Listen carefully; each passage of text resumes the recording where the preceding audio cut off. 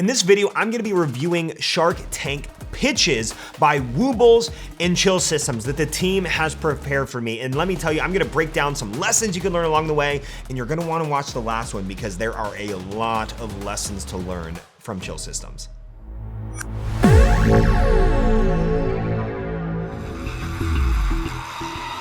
First into the tank is an adorable way to learn a new skill.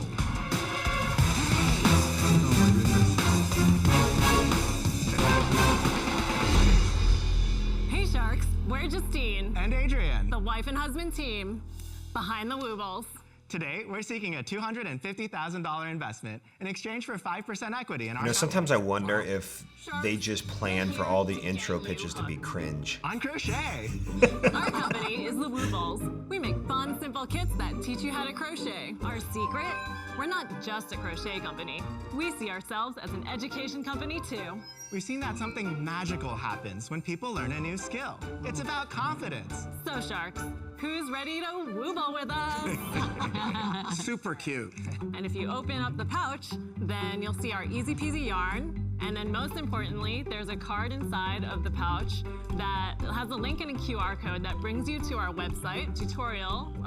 That's brilliant. So great job on the integration of the QR code on the video tutorials, because this really increases the perceived likelihood of being able to actually do this, because that's a question that I have. Like, hey, I'm a guy, I have no idea how to crochet or do any of this, and they look super complex. But this increases the likelihood of being able to actually succeed in doing that. So great job in the integration with the QR code going to tutorials on exactly how to do it. And what do you sell these for, and what do they cost you to make? Landed, they're $3. We wholesale for $15 and we retail for $30. Incredible margin. $3, retail for $30. You're sitting on like 90-ish% margin there. Wonderful. On top of, you have this great story behind it. The packaging is fantastic. This packaging, bright colors, it's simple. It says, learn to crochet kit for beginners. Just great degrees of clarity on the who, plus it shows us the finished product right on the bag. So great job, especially with that margin. You can do a lot of damage with that. And on top of that, I'm gonna gather that these are relatively light from a shipping standpoint. So exactly 2 years ago, we started this business. We took $200, we bought some yarn, and we bought a domain name. And since then, we've done $5.3 million. There it is. Wow. Good for you. 5.3 million. Yeah, so year to date, we've done 3.1 million. And if we assume that we've just stopped growing from this point on out, we'll do $7 million this year. You're direct to consumer, which means you're doing a lot of online advertising. So tell us what your cost to acquire these revenues are, what your Here we gross go. margins Juicy are, and what details. your net margins are. This is what we care about. Yeah, so we spend about 20% of our revenue on advertising. Okay, that's not bad. It costs us a blended CAC of $16. The average order value is around $57. Okay. So these guys came into this tank with exactly what an investor wants to know, in numbers that you have to know in your business. Very, very important metrics. The first thing that I loved out of the gates here is he led with, we have 20% of our revenue spent on advertising.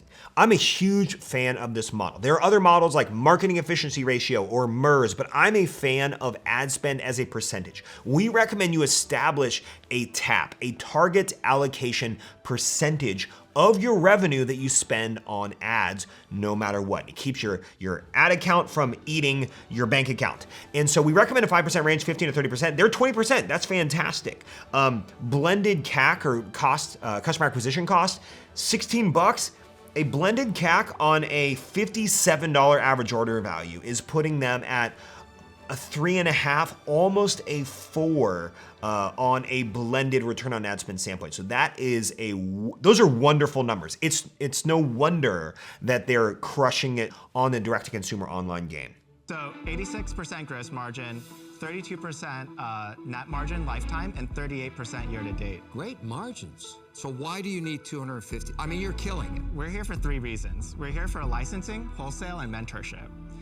When it comes to licensing, when a customer finishes the kit, the first thing they think is, I need to get another kit. And then they start asking us, where's Baby Yoda? Do you have any Disney characters? Where are the Marvel characters at? Guys, how did you arrive at your evaluation that you presented?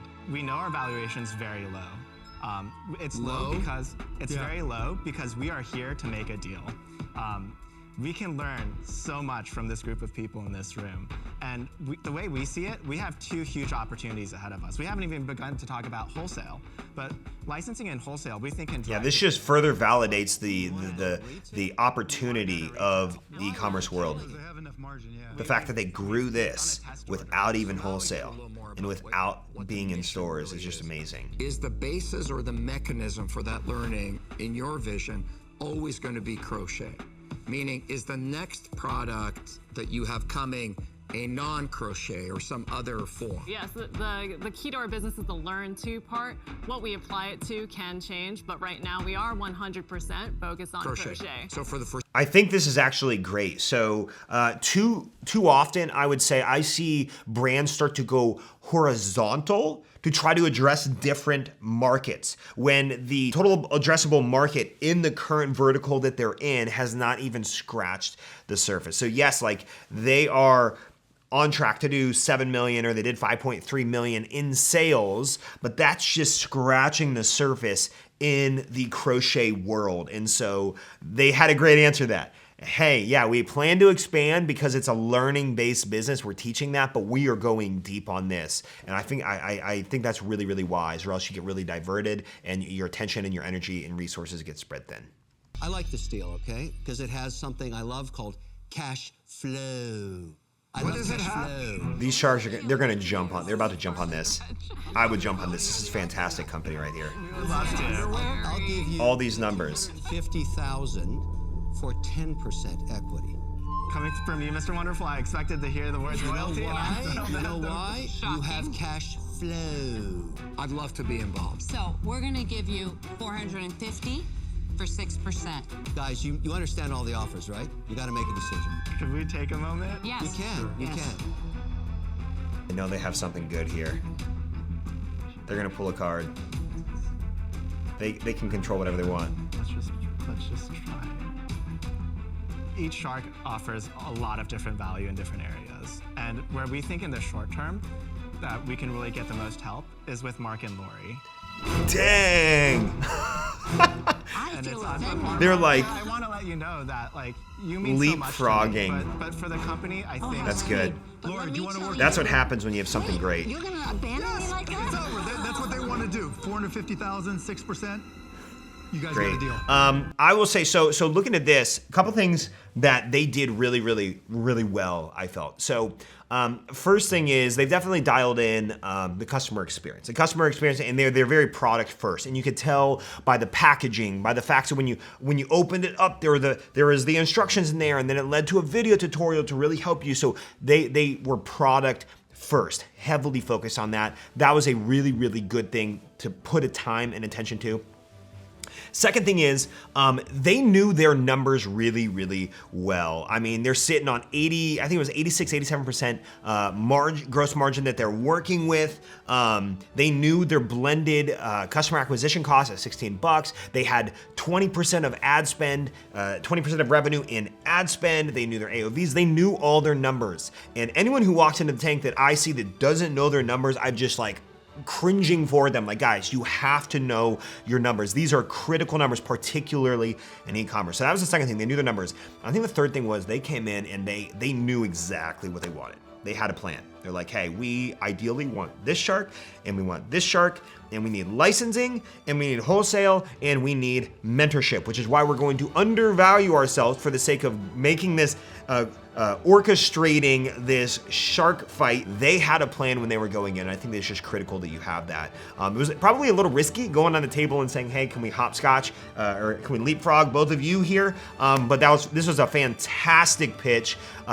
Woobles came in. The thing is, they had everything down pat before they walked in that room. So great job. If I was one of the sharks, I would also have been in the water fighting for that deal as well. Next up is a product designed to keep your cool.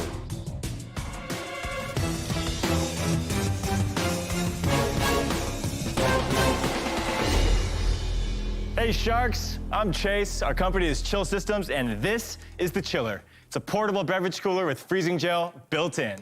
The chiller doesn't need ice. Man, I had to stop at the inconvenience store. Now I gotta break this up. I put the chiller in my freezer last night, loaded my favorite drinks before I left, and now they're ice cold. These drinks will be cold in, a while? This chills many types of cans and bottles, even big. Okay, 3 cans? What if I have like 6 people? Do I need to bring like 6 of these things around my shoulder? Also, if they talk about having to wait hours for the ice to cool the bottles, but most people just leave their bottles in their cans in their fridge, take them out. By the way, nobody just hauls an empty thing without ice and then puts it in. They usually bring the ice to their house and they put it in, and then they put their drinks in it, and then they carry it to the beach or the picnic or wherever the heck they're going, and then it's already cold by then. Anyway, side note. Save time, money, and the environment. Oh boy. Yeah, that's bad. Good thing we at Chill Systems are offering a more sustainable solution. Choosing a chiller reduces waste of clean water and single-use plastics. So is this really the selling point? Is like, hey, saving the environment and not throwing plastic on the ground, and instead we should recycle, by the way. Is that the selling point? I mean, if so, I think this is gonna be real weak, because like, when the moment the like mission becomes great, for the most part, what we observe is that when the mission is greater than the product, the problem is people buy the product, they stay for the mission, they buy again and refer to other people because of the mission. So if you're kind of leading with this, I think it's going to probably be really weak, especially if your mission, by the way, is also super weak. I mean, come on, saving the environment, how many people are actually already doing that? There are so many organizations that are doing that on a much greater level already. So you're not going to win if that is your greatest selling point and your product sucks. Partner with us. We're seeking $150,000 for 15% equity. And together, we can change chilling forever. It only holds 3 cans. Right. I mean, I don't know about you, but I'll get through this in about 45 minutes. Sure, and you know, Kevin, we've heard that feedback before from macho men on the internet. Only 3 beers? The chiller cools the 3 beers if I or a want bottle to of take wine a case, at a time. As soon as you have a cold one, you take a cold one out, you put another one in. Where do you bring the cold one from? How long does this You bring the cold one from the cooler, right? 6 hours. What were the sales? We've done 111,000 to date. That's over the last 2 years. We started with a Kickstarter campaign. We did 51,000 on Kickstarter. What's the cost? Okay. 50,000 a year. The chiller you have in front of you, our product cost is awful. Dude, our product cost is awful. Never go in saying that. Come in with like the solution at least. That's probably a horrible pitch. Maybe a new manufacturer, a higher price. It's kind of funny. Never ever start. I understand. Let me get there. Let me get there. That was about $18 a unit to build. All the way up to $37 for that one that you have in front of you. To make it? The cost? Right.